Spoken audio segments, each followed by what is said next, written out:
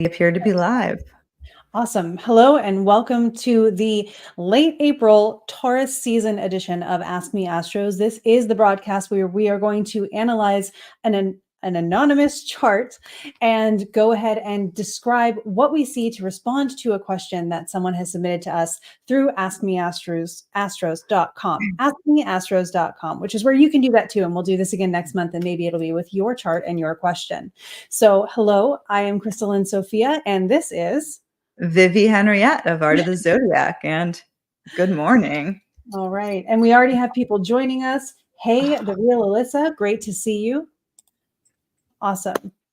So we are diving into a chart today, an actual anonymous natal chart where someone submitted their question to our email, and we studied the chart individually and then came together. And the reason we're a little bit late today is because what was supposed to be a 10-minute discussion on our notes became a 20-minute discussion on not only what this person had asked, but theory and source texts and really great stuff that we will hopefully have plenty of time to bring back in so you guys can benefit from it as well. Yeah. Should we, yeah, it's a lot. I think I spent a lot of time theorizing about this chart for sure. Or the question rather, which do you have the question available? Do you want to hop in with that?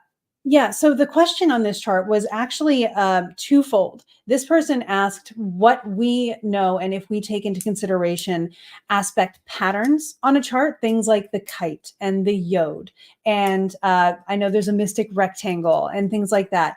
I think a book that I recommend is actually Getting to the Heart of Your Chart by Frank C. Clifford. It's one that I have where he discusses a little bit about aspect patterns.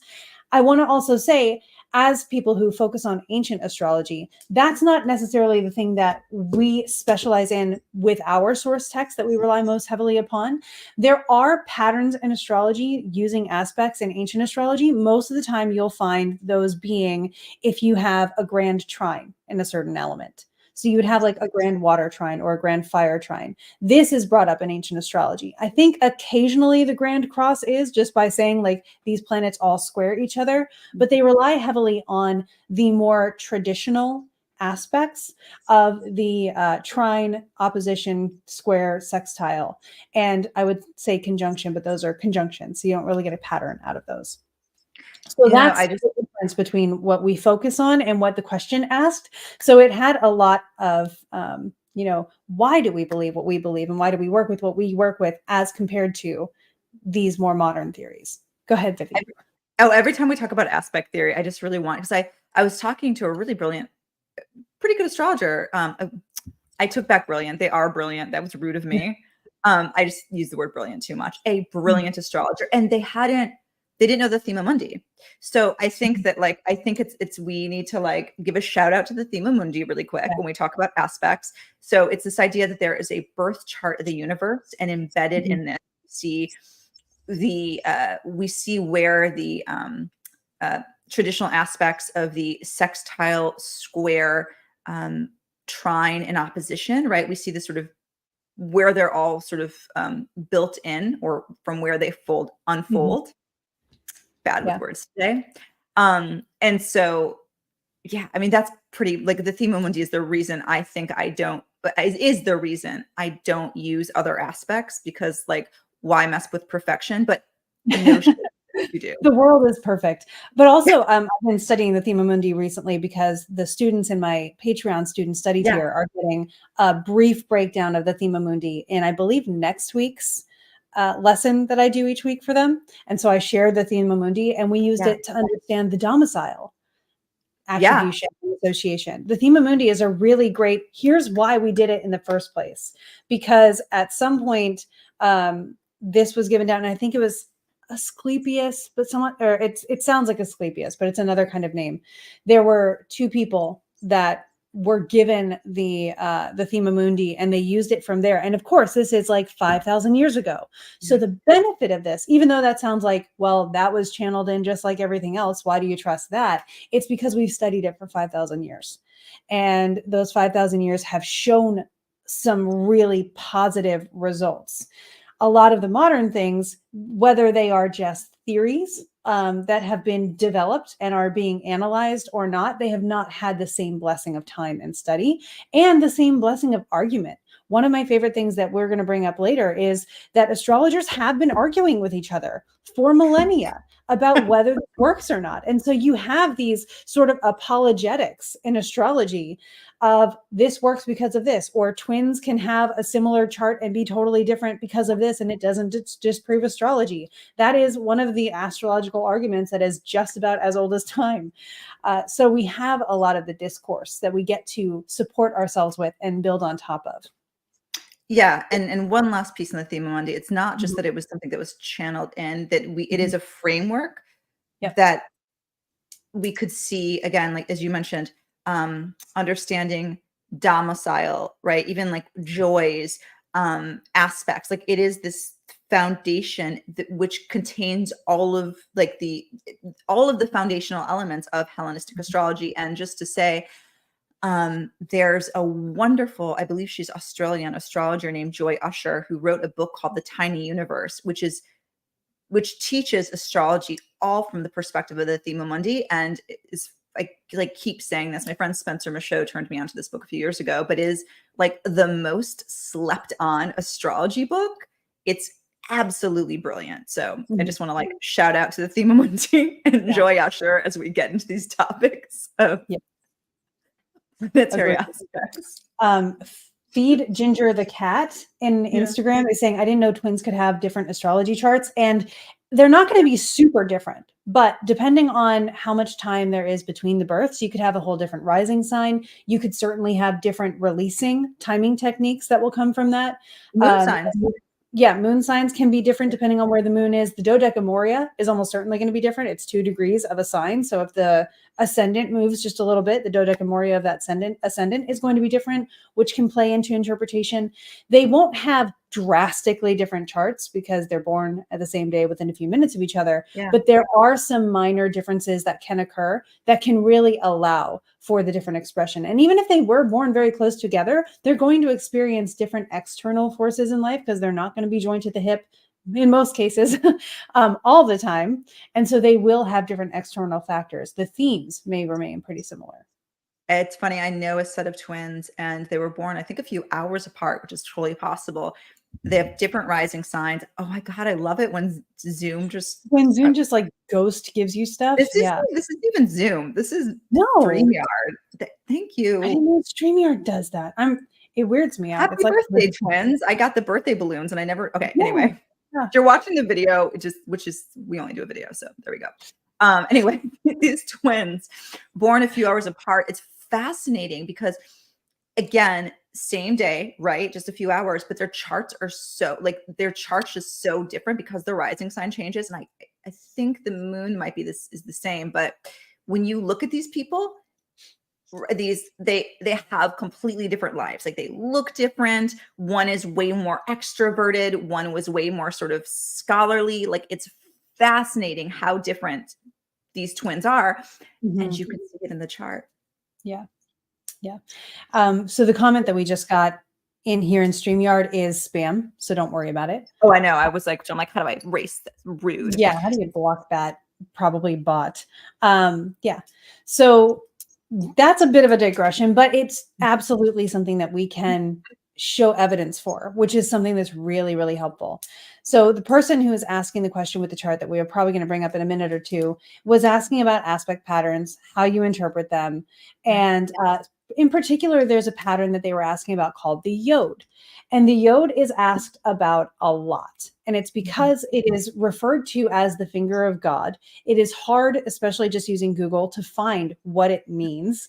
And there really is a very vague source to where it comes from. But it's the finger of God, right? And if you have it in your chart, a lot of astrologers will say like, oh, that's important. It's the yod. And then I've not heard an astrologer tell me why that's important.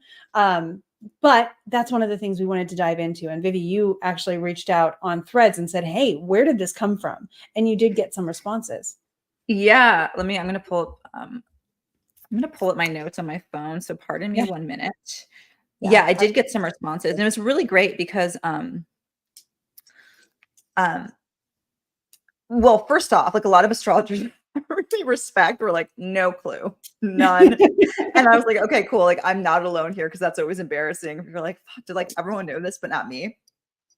So, okay, the yod or the finger of God, right? And it just save my theorizing for the end. It I did find in Sky, what's the forum? I'm literally didn't Skyscript, yeah.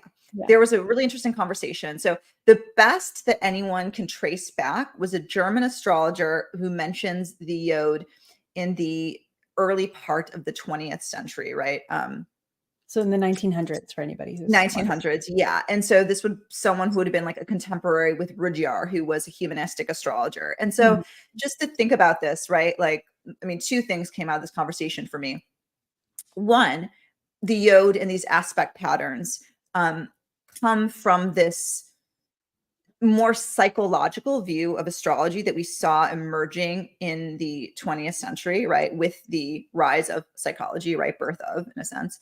Um, and this way of looking at the chart is based on like the individual, right? So Mhm. my chart in this way of looking at an astrology chart becomes the entirety of who I am, right? The seventh house doesn't describe the people I fall in, get into deep relationship with, seventh house, right? Committed relationship. Instead, the seventh house from this perspective would show how I show up, right, in my relationships, right? So it's a very sort of mundane, me-centered approach to astrology, which has its place, right? If you think about like psychology, it's all about like looking into our the nooks and crannies of who we are so that we can, right, be in relationship to others. So like not to Mhm. knock it, but I thought it's interesting because from this perspective, it can be a little mundane, right? These are all like the parts of me. And so suddenly out of the same movement, we get things like the yod, right? The finger of God, or which to me sounds very similar to like the north node of fate, right? Right. So it's these places where these points where we can inject meaning into the chart, right? Like there's something that transcends the mundane about these, Mhm. which if you are, a Hellenistic astrologer, and we borrow a lot from the Vedic terminology, we could say that the entire chart is your karma or your fate. So you don't Yeah. need these little pinpoints, right? Yeah. Those are the big Or differences. in Hellenistic astrology, it is Yeah. known as the natal promise. So it is saying that everything you were born in, the timing of your whole life is going to unwind from this point. And you refer back to the natal promise to see how that goes for you and how smoothly it feels. So there is a concept in Hellenistic that compares to that. And I think it's pretty Yeah. cool to say you don't need a special pattern on your chart to actually have a worthwhile life to live. Exactly. And the other part of this whole internet search that came about that you and I were discussing is, I think one of the reasons, the beauties of older traditions, such as like Hellenistic astrology, is that when you want to know something, um, you know, uh, there's textual evidence, right? There's Mhm. evidence that supports it, refutes it, but it's like a long conversation. I thought it was fascinating when I was trying to figure out the origins of the yod. I kept getting people telling me it was the finger of God. And I'm like, Yeah. I get what it is, but like, where does it come from? And like, the best I could do was a reference to one astrologer in the 20th century, which just feels flimsy to me. It feels like an astrologer came up with a theory. Yeah. And to be fair, at the time, we didn't have the ancient texts available. So they were working with what they had at that time. Now we have more ancient texts available to go back and say, oh, here's the source of things. Oh, here's the source of things. I don't think that they could source a lot of what we would talk about in astrology in general in the 20th century Yeah. further back than William Lilly, which was the 1700s or 1600s. So it's fair that they were saying, well, if this works, then it stands to reason this might work too. And so we as astrologers who have come into the passion of Yeah. astrology since the 90s have the blessing of the inheritance of source texts. So I do want to point that out. However, now that we have it, I do think that there is still a nice little gap between the people who were passionate about astrology before we had the source text and now, where we're not actually trying to blend together and become a big family. I think that that might be one of the things that we all have growth to do on, of like, how do we acknowledge where we came from and then take these theories, which are still really fascinating, and say, do they hold up and do they work and do we keep them? Or, do they speak to something that's really important? Because I think there's an argument for both. Absolutely. And then I will also maybe, I don't know, confuse, anger some people. And maybe I'm even, I'm going to bring in Jeffrey Cornelius, whose book is The Moment of Astrology, who argues that astrology is a form of divination.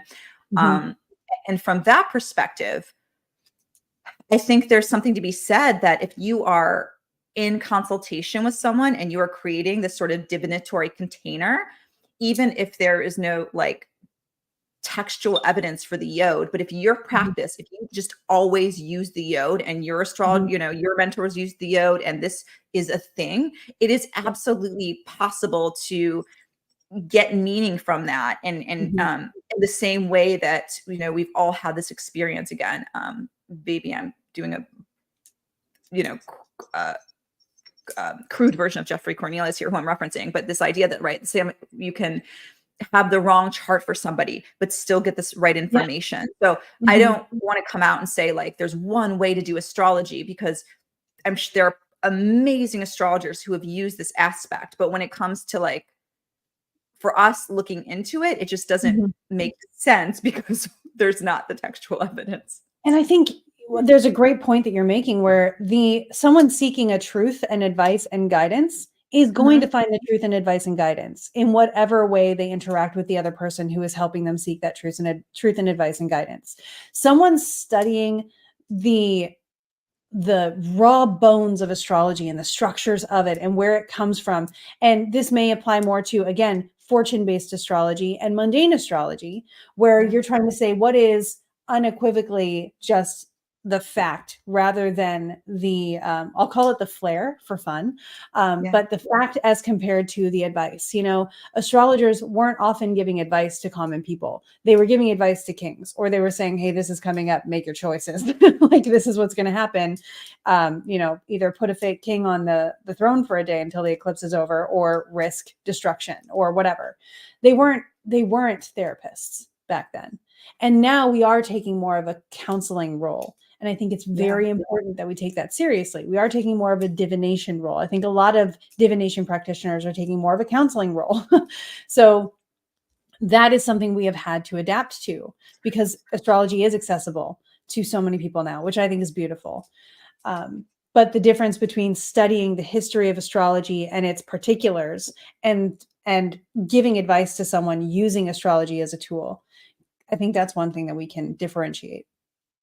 Absolutely. I want to, I'm debating. I was thinking, I have a really good Rudyard quote, Dane, your Rudyard. So if we think about that sort of humanistic moment, which, maybe, do you mind if I share it? Yes, please. I love they brought it up. And I just think it speaks to almost like just a different way, obviously a different way of looking at astrology. And I love this idea, what you said, that, astrology in these very practical reasons versus when we're seeking meaning for the soul, or what is my purpose in life, which is very different than put a fake king on the throne. Events do not happen to us. We happen to them. The individual meets the world. The world does not bother to go and meet him. If a brick falls upon the man's head as he walks along the street, it is the man's responsibility.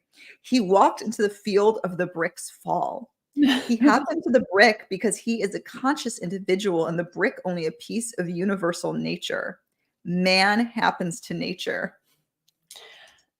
That reminds me, my professor for sociology when I was in college was like, if you left early for work and were late because of traffic, whose fault is it? And we were all like, traffic, I left early. And he's like, no, you could have left earlier. It's your fault. Dang. It sounds like Rudyard would agree. Somehow I know. I mean, there's so much there to unpack. But I was like, on the surface, you're just kind of like, this is really fucked up. This feels a little bit of the like manifest harder. Like we could see the origins there. Right. But I also think that there's another way to look at that, which actually could argue that, right? Like it's your fault in the fact that maybe we come into the world with fates, right? Even Mhm. if we're not conscious with them, right? Yeah. So part of me is like, I'm choosing to walk into the field of the brick, whether or not I'm conscious of it. That's my fate that's choosing that. Mhm. I just thought that was a really interesting quote to Yeah. chew on. Well, and I do like your thoughts on it too. The whole idea of like, did fate lead you into the bricks path? So it's not the bricks' fault that what happened to you happened to you. It was part of the fate. And what were your timing techniques saying that day? Yeah, and right, and that's the tricky thing about when we start talking about fate, right? It's like the things that you don't have control over, right? Like Mhm. I don't choose where I'm born, et cetera, et cetera. Yeah. So Well, and I also want to say to everybody watching, we both use divination tools even outside of astrology. I do a lot of folk magic practice. Vivi, you are excellent with tarot and a lot of magic things that I know that you work with as well. So we definitely walk both paths in this case. And one of the things that we like to do with astrology is take a little bit more of a scholarly approach, I guess you could say. yeah. And then we kind of weave that into the practice that we do it as well. So for anybody who's just wondering, like, where are we actually coming from on this? That's why we're able to kind of argue for both sides. And also I would just complete transparency here. I think both of us got that question and we're like, Uh, "Dude, no clue." yeah. Well, I got that question and I was like, the yod again. Crap. Like, it keeps coming up. And I've had this question before in Patreon or, just in Q&As and lives. And it's just like, I don't have a good source and I haven't been able to make a good case for it yet because it also doesn't use aspects that I traditionally would bring into play and all these things. And I think it's probably a good time for us to bring up the chart and start going Yeah. through the second half of the question. But also in the case of this chart, the planets involved in what would potentially be the yod. And let me just bring up where I can actually like move around on here. Sorry if the window is changing a little bit. There we go. We're looking at, we think the moon is probably the apex of the node for this person. And so this person might be looking at Saturn and Uranus as being the base of the yod here. Um, Not sure because again, to my traditional astrologer eyes, I don't see another option. We know it's supposed to be a sextile Yeah. and connecting in a point to something, which would be the moon up here. And they are by degree in the appropriate positions for that. So it would stand to reason that that's what we're Gabriel. Oh my God. Do you see Gabe's comment? The bloody God finger. Exactly. So that's what we think. Gabe, if you see what the person would be referring to as the yod, please let us know. We'll bring that in and apply it a little bit more. But so that is where we would be seeing this. And to this person's credit, if we're going to take the yod and say it has significance, it's a yod pointing toward their midheaven, toward their moon. So sure, there might be something going on there. Now, as to what the yod actually means, we have very vague definitions of that. So it's hard for me to say, oh, well, you have a yod here. It's pointing toward your moon. That's important. I can't say why, but it is. But Vivi, you had some context as to what yod, the word, actually comes from. And that might give us some opportunities to derive interpretation. Yeah, well, the yod is the finger of God and it's Hebrew. So I was like, oh, is there like Golden Dawn associations here with the sort of Mhm. Kabbalistic movement? No clue. And it's a letter of the Hebrew alphabet, right? I should know this. Sorry, everyone. But also I thought it was interesting that the yad, right? YAD, if I'm Mhm. pronouncing that correct, is this like finger like mechanism that one uses to read the Torah so you don't get the scroll dirty Mhm. with your oily fingers. Um, yeah, but also that's just bringing in the layers of. I think there's something we see a lot of this in the overlap between like like 20th century astrology, where they bring in these like kabbalistic bits of like the tree of life and just like Mhm. Hebrew, and it's somehow like mystic. I have my thoughts about that. Mhm. But it feels and it's like, come on, like, how do you argue with something? You're like, the finger of God's pointing at it. You're like, Mhm. fuck, I can't fuck with that. But like all of that being said, going into this chart, right? Like also the last piece is there's textual like testimony. We wouldn't, in anyone's chart, we would not look at just one thing, right? We always want to see, okay, what's happening, but do other aspects, pieces in the chart testify to that thing, right? Yeah. And so first off, it's just, if you just look at one thing, then that's, but in this case, right, we're like, oh, this is a very loud, bright, possibly a little bit of emotionally dysregulated moon at the very top of the chart, right? The midheaven's there, so it's like super angular. This is going to be a loud moon, whether or not you have Saturn and Uranus point, creating this finger of God conversation. Yeah. And I'm going to dive into 2 more points on Please. the moon herself. After I acknowledge Carl saying that the Yod is the first letter in the name of God in Hebrew, which is the tetragrammaton. The tetragrammaton is the name of God. I'm saying it like that because I know that it's disrespectful in a lot of ways to say the actual name out loud. So I'm not going to do that, but I am acknowledging, Carl, we can make that connection with you. Thank you for reminding us. So the moon here, she is prominent. She is loud. She is the ruler of the chart. It's a Cancer rising chart. So that's one big thing. She is, hang on a second. She is angular. So we see that she's right near the MC, which is in the 10th whole sign house. And then she's got this partile square to Venus, which is another thing that we thought, this person may be getting asked for their Venus a lot of the time and then delivering their moon, which is pretty interesting. And then Venus, of course, is right on the ascendant. So there's a very interesting relationship between the moon and Venus, and then also this incredibly strong Mars. You can't see on a Luna chart because we don't have smaller portions of a chart yet. Get on it, Kevin, please. Thank you. But Mars is in his own terms in this as well. So Mars has a lot of dignity in his position on this chart as also the ruler of the moon, even though Mars is not in a traditional aspect to the moon. So there is, again, a lot to speak about with the volume of that moon and how much support it has from its domicile lord. And it's something interesting mentioning that the fact that it can't see its domicile lord, right, also speaks, because maybe it's responding in a way that's unchecked. I was going to say there's like a hair trigger sort of feeling here, like as Rick Levine describes Aries all the time, the ready, fire, aim kind of energy. Yep. I feel that. Someone, intimately related to, understands the Aries part of the chart. Something adding to all of that is that, it's interesting because this is a night chart. So on one hand, Moon, Mars, and Venus are, we say, the insect planets. So they have sort of certain sort of jurisdiction or rights to this chart in a way. They're the party leaders in power, if you will. Yeah, they are the simplicity rulers as well of the ascendant. Yeah. Wow. But it's interesting to think that the moon, I'm referencing my latest class with Larry Arrington. So I'm putting this on you, Larry, if I'm remembering this wrong. But I think, or actually, Gabe, you could tell me. I think that the moon rejoices, wants to be the moon phase. The rejoicing moon phase for a night chart is waning, right? Or at the very least, we know that the moon wants to be at the opposite side of the chart. It wants to be sort of underground in a night chart, right? It doesn't want to be at the top of the chart.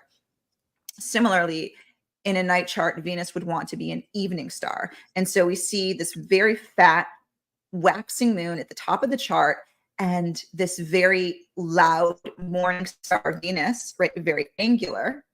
Well, the moon is waning. So we do have that. She is still waning. On the verge of disseminating. So she is there very full still. Okay, but very full, yes. It just feels very loud. And thank you for that. But definitely the morning star. And so there's something about this that just feels like this person maybe gets put to maybe they get called, I should say this, and this is more of me just like, I would ask the client this question, but maybe that they're called to action in ways that make them feel uncomfortable, especially thinking that really dignified Mars and Scorpio, like Mars and Scorpio tends to be like quiet behind the scenes. Whereas I could imagine that sort of moon in Aries is the sort of, like you said, that hair trigger, that sort of volatile. And because it can't see that Mars. So I'm wondering if there's a disconnect between, right, like this what they want and think and desire versus maybe how they react, or maybe, like you said, like a pressure of being put out in the world.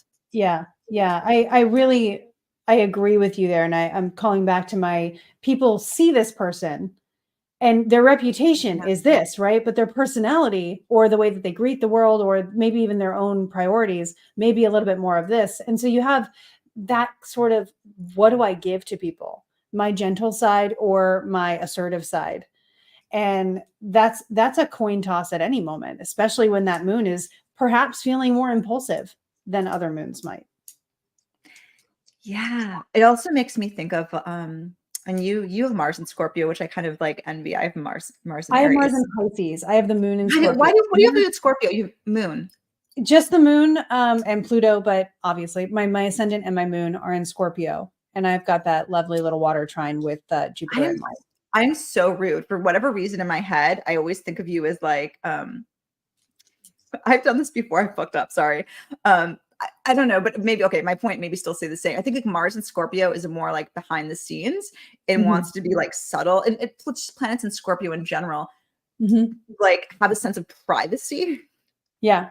But I think that moon, I almost imagine like being at the top of the chart, and it's the moon. There's a certain level of maybe emotional exposure that this person at once, like, you know, exists in their life. And so, right, like they're called to in a certain sense, but then also maybe part of them kind of recoils. Like it feels very contradictory.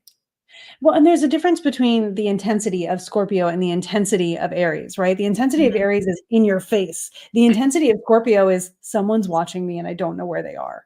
And that the Scorpio is the one that's watching you. Like, that's kind of where it is. The Scorpio is, I think it was Chris Brennan and Austin Coppock in one of their astrology podcast episodes where they talked about Aries being the one in Mario Kart that's like right off the starting line, gone. And then Scorpio is the one with the blue shell at the back, just waiting.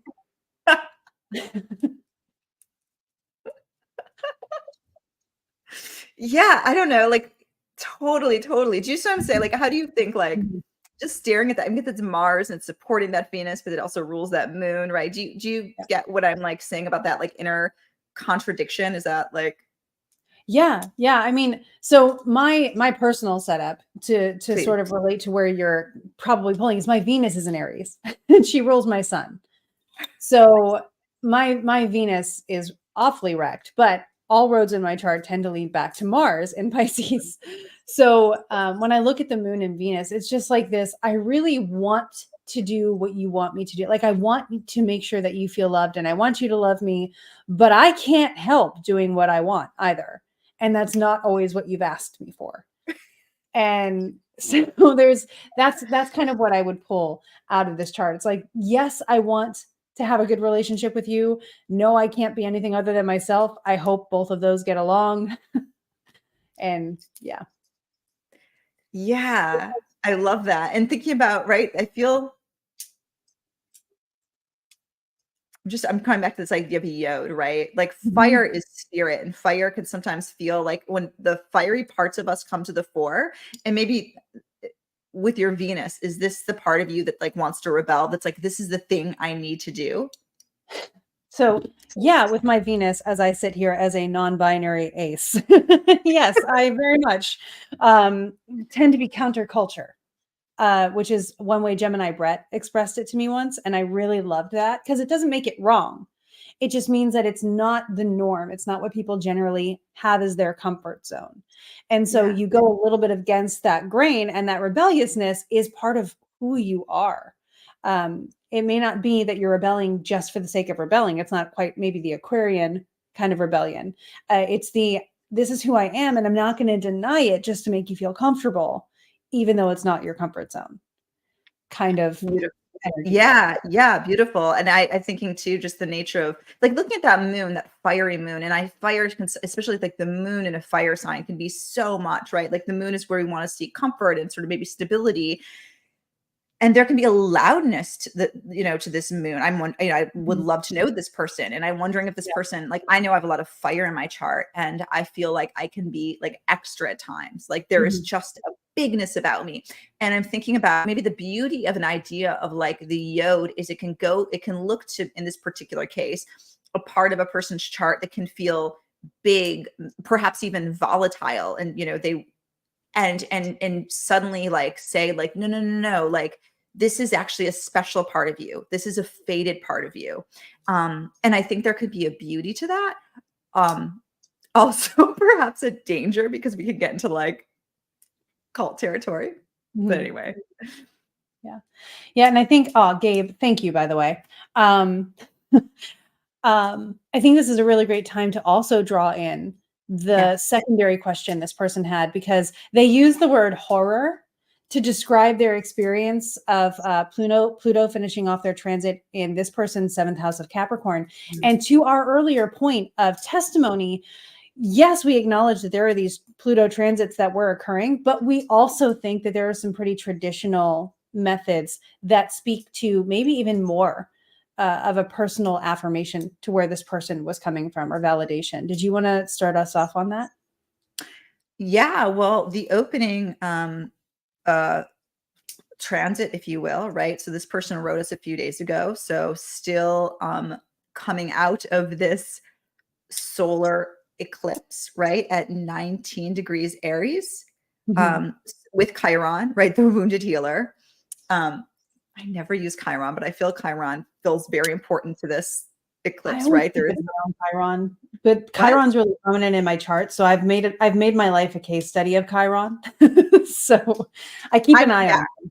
I'm Yeah. calling in Chiron for this solar eclipse, right? There was Mhm. something sort of, I don't know, like It was right there. it was Like right there, same right? And degrees to the so, minute. right, there's this, the sun went out right on top of your moon, which is interesting, like to think about, right? Thinking about like the moon's exposure, or that moon in a sense, I don't know, coming to the fore, right? So either Mhm. way, we see this like eclipse cycle really hitting the angles of this chart. And not only is it the 10th and the fourth house, but this person also has their MC axis in the fourth and the 10th, which just feels like extra juicy. Mhm. Yeah. Yeah, and one of the things that we were talking about earlier was the eclipses are known for their destruction, right? So they share a lot of the keywords and themes with Pluto. And this Mhm. happened in a very Mars sign. And so what this person is going through right now, Pluto is right down here in the natal chart. But if I bring up the transit wheel, Yep. ta-da, we've got Pluto right here currently at the 2nd degree of Aquarius, which is as far as Pluto's ever made it. But Pluto Mhm. is about to stop and back up and go back into Aquarius or into Capricorn one more time on May 2nd through, I believe it's like September, and then comes back into Aquarius in November, if I'm right. I can look at it here. So if we look at Pluto right now, we can see that the next direction change is on May 2nd. The next sign change is going to be September 1st when Pluto goes back into Capricorn, and then we'll come back out again after going direct on October 11th. We'll come back into Aquarius on October 19th. This is my favorite part of Luna, just in general. But anyway, so that's the whole process of what Pluto is going through. And so this person who has this lovely Mars at 0 degrees Scorpio has been feeling this aspect. However, the Mars and Pluto keywords, again, can play very much into an eclipse that happens almost right on the same degree as your moon in an Aries or Martial sign. So we wonder if that cycle even of the Aries and Libra eclipses has been a part of this for this person. Yeah. And I'm thinking about, if we look at it, right, there's so much in this person, coming to the next aspect, right? There's so much in this Mhm. person's chart. They have 4 planets in Virgo, which I think of Virgo being a sign, so different than Aries, right? Virgo Mhm. is meticulous, is cautious. There's a certain sort of anxiety and like adherence to material reality that you don't necessarily get with Aries. Mhm. And so thinking about that as like this person's like default in a sense, like there's so Yeah. much there that maybe this person, even like I think with Cancer rising, there's a certain sort of like slowness or thoughtfulness, of wanting to like engage on an emotional level. And I think that these eclipses could be extra jarring because they're pointing at that moon, who, like, if we think about the moon as maybe the way we do things on the everyday, there's a part of this person again that maybe speaks to something that's slower, more integrated, but then when their moon wants, their moon just goes off. And so really, like, it could be like this eclipse season, and we think of that, like that power, like, I'm wondering if they're actually, I'm curious to know if it's actually relationship related, because of thinking about Pluto had been going through the 7th and some things there. But yeah, I'm wondering if there's something about this is so jarring because they have to face fire in their life in a way that feels maybe uncomfortable. So, but the other transit, of course, is the Saturn opposition, right? So Saturn, the out of sect malefic. So Saturn, you know, I think of structure and like a no, but I think there could be some sort of arguably some sort of Plutonian territory that Saturn can pick up. Yeah. And I mean, even when I clicked up here, we noticed that Saturn pretty much by the degree is up opposing their natal Jupiter, and Jupiter would want for a little bit more abundant kind of resources, not the like, here's your portion kind of Virgoan energy, but also is going through that Saturn opposition from Pisces and Virgo. So that can also feel quite restricting and quite like a restructure, or else, oh, you thought you liked this fancy vase, well, it's gone, you need a new one now. It was like a knockoff, so it doesn't get to stick around, whatever. So there is a lot of that same energy that may have also felt like what you would expect Pluto to be doing, transiting a sign. The reason I like being able to draw this to cycle that's a little bit more traditional is because Pluto was near the descendant for a while, but that would have been years ago. And so the later half of Pluto being in Capricorn, yes, there's this evolution that probably occurred the entire time, but it wasn't really interacting personally with many of the things, unless we talk about a trine with Saturn, which I kind of wouldn't bring in because that's not as challenging, right? So it makes more sense to me to attribute the challenge or the horrors of Pluto and Capricorn to this Saturn opposition that has been going on. As the same, the Pluto has also been happening. I think Saturn is a little bit more responsible for this. Totally. And just to like Saturn, if they've been in for the last 2 years, Saturn has been the perfected ruler. So maybe another reason that Saturn feels like extra loud. 7th house has been active. Yeah, and then it rules the 7th house, right? So it's ruling, it has jurisdiction over an angle, and usually when one angle gets hit, they all get hit, right? Like, you get in a fight with your partner, it can affect where you live, your self-esteem, how people see you, right? So, not to be taken lightly. So yeah, the Saturn, and also too, like the Saturn return is, especially maybe in a night chart where it can be a little more difficult. The Saturn return, Saturn is, Saturn. Yeah, I was talking about but it's story that we always relate back to is the Saturn return, which for many people can feel like a Plutonian crisis, right? That Saturn return, 29, 30. What does coming into adulthood mean? It could be anything from like, losing a job to losing a parent to like, I'm not actually citing anything on this chart right now, so don't think that, but like, those crisis moments. And so then the square and the opposition somehow generally tend to like come back to that story. So that alone can be a very difficult, trying transit. Well, and Saturn, let's just go very traditional here in mythological and realize that Saturn does signify endings and death in some ways. And that Pluto is also attributed with forms of death, death and regeneration, death and birth, death and creation, that kind of thing. But they do speak to similar themes again in that sense. And you know what I love? I love that this transiting Saturn is in the 9th house, the house of God. And here this person is, right? It almost feels like a little bit like subliminal. Like, where is this Yod? Where is God in my chart, right? Where is the finger of God pointing? And suddenly it's like, of course, like Saturn is transiting, making this opposition to like everything in the 3rd house. And maybe there is this crisis of meaning. Maybe that's part of the story. And the last thing I want to point out that we don't see on the chart here is that in the solar return chart, if I remove the transits, Yes, I said remove this. Don't tell me what that is. Just do it. There we go. If we look at the solar return chart for this person's last year, the moon was also in the perfected eighth house of Aquarius. So the personal stuff ends up there too. But if we also look at this person's secondary progressions, and I actually can just bring that up here. The moon is currently in fall in Scorpio. And by the end of the year, we'll move into Sagittarius right alongside Mars. So we have that moon Mars signature showing up again in this person's life. The moon being without her resources, feeling restricted, feeling unseen. So again, and it's crescent. So we're in this phase of the moon still trying to, actually, I think it's still new. The moon is still dark. The moon is still trying to be born. And so there's this, where am I going? What am I doing? Seeking God, in a sense, to go with your perspective that could be going on with that.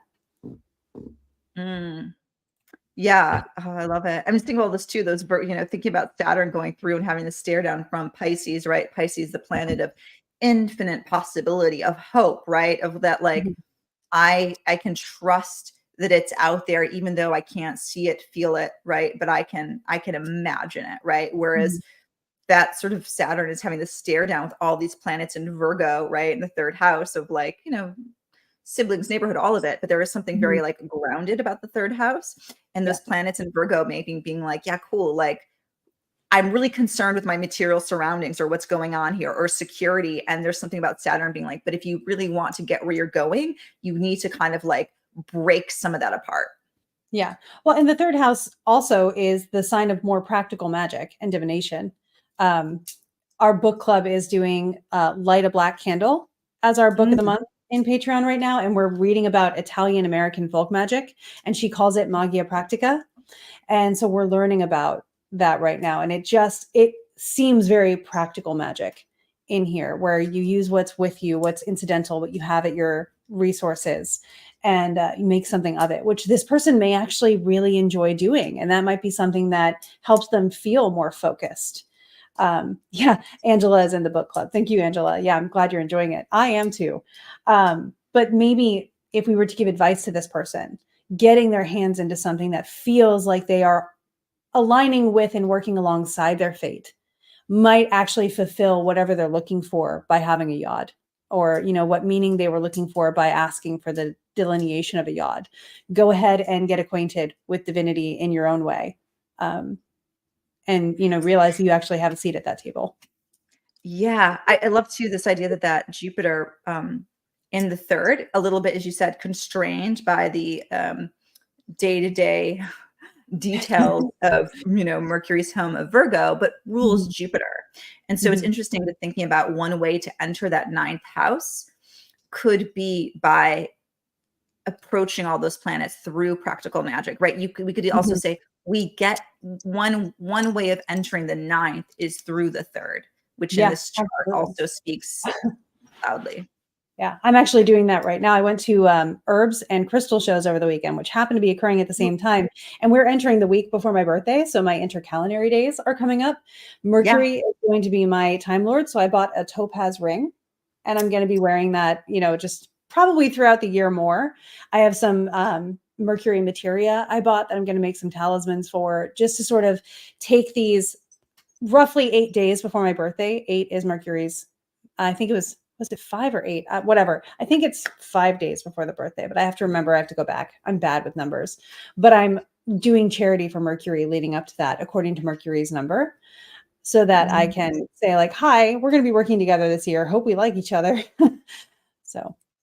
Oh my God. I love that. I should have done that for Saturn. Maybe this is why, although I feel like I've been cultivating a relationship with Saturn for like years now. I can confirm. Yeah.